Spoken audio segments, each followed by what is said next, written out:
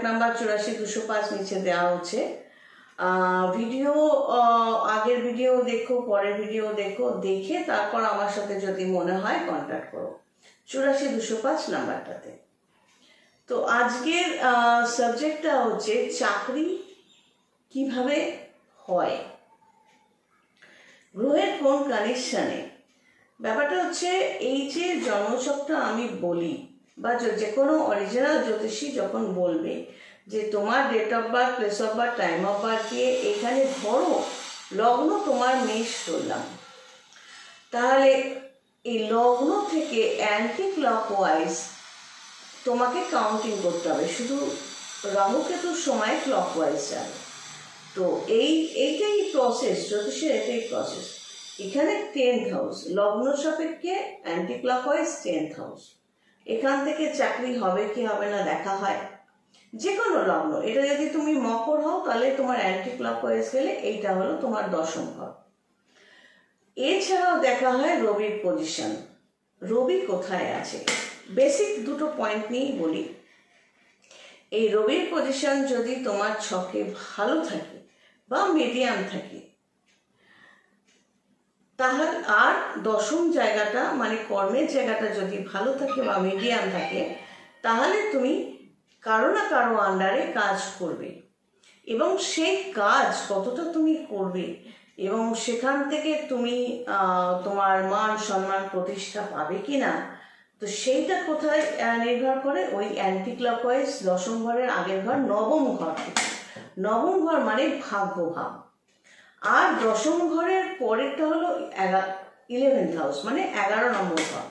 এই 11 নম্বরটা হলো ঘর হলো আয় ভাব, মানে হলো তুমি কারো না কারো আন্ডারে চাকরি করবে, সেটা কোম্পানি হোক কোনো মানুষ হোক, এবং সেখান থেকে তুমি তোমার কতটা তুমি প্রতিষ্ঠা পাবে, কতটা প্রতিষ্ঠা পাবে মানে এটা বলছি না যে তুমি প্রতিষ্ঠা পাবে, কতটা প্রতিষ্ঠা পাবে, তুমি কতটা সার্ভিস দিচ্ছ সেই অনুযায়ী, এবং সেই তার উপর নির্ভর করে কতটা টাকা ইনকাম করবে, যাতে তোমার সংসার বা তোমার লাইফ ভালোভাবে চলবে কি চলবে না, ভালোভাবে মানে যথেষ্ট ইনকাম তোমার হচ্ছে কি হচ্ছে না, সবকিছুই নির্ভর করে ওই 10th হাউস আর রবির কানেকশন দেখে।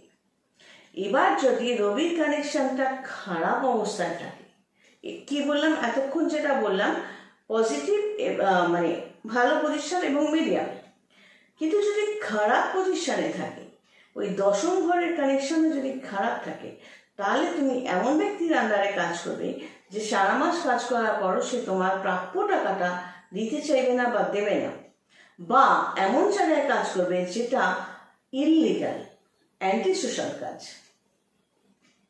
যেখানে পদমর্যাদা নেই, প্রতিষ্ঠা নেই। সেখানে যদি রাহুর কানেকশন থাকে হয়তো হঠাৎ করে অনেক টাকা পেয়ে যাবে, কিন্তু যেখানে পদমর্যাদা নেই, প্রতিষ্ঠা নেই, ভালো ব্যাটারগুলো নেই, সোশ্যাল ব্যাপারটা নেই, তাহলে স্বাভাবিকভাবে সেখান থেকে বিপদ আসবে। তো এই জ্যোতিষী হিসেবে যখন কেউ বলে যে হ্যাঁ হ্যাঁ আপনার চাকরি হয়ে যাবে, যদি ছকে থেকে থাকে তো চাকরি তোমার হবেই, সেটা কারো না কারো আন্ডারে বা কোনো কোম্পানির আন্ডারে তুমি করতেই পারো।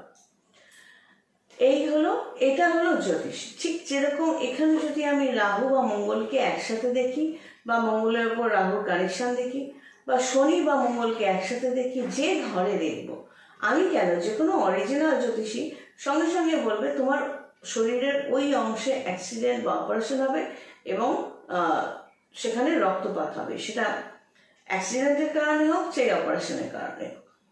বুঝাতে পারলাম? ঠিক সেরকম এটা হলো একটা প্রেডিকশন, মানে এই ছকে যা বলছে জ্যোতিষী হিসেবে আমি তোমায় সেটা বললাম। আমি যদি দেখি তোমার চাকরি হবে, আমি বলবো হ্যাঁ চাকরি হবে। এবার এই মুহূর্তে তোমার চাকরি দরকার, তার জন্য কি করতে হবে, তার জন্য তন্ত্রের কোনো প্রভাব লাগবে কি লাগবে না, তান্ত্রিক হিসেবে আমাকে প্রয়োজন কি না, সেগুলো পেইড কনসালটেন্সি করার পর ডিসিশন নেওয়া হয়। তারপর আমি এগ্রিমেন্ট করি, ভাই তোমার কাজটা হলে তুমি এই টাকাটা পাঠাবে, আদারওয়াইজ আমিও আমার খেল দেখাবো। তো এই হলো চাকরি কিভাবে হয়। তো শুধু চাকরির জন্য সঠিক জ্যোতিষীর কাছে গিয়ে সঠিকভাবে বিচার করলাম না নিজেও বোঝার চেষ্টা করলাম না, শুধু বললাম আমাকে কবচ দিন, মাদুলি দিন, পাথর দিন, ব্যাস ওইটা পড়লাম আর আমার চাকরি হয়ে গেল। ওভাবে হয় না। সবাই ভালো থেকো। God bless and take care.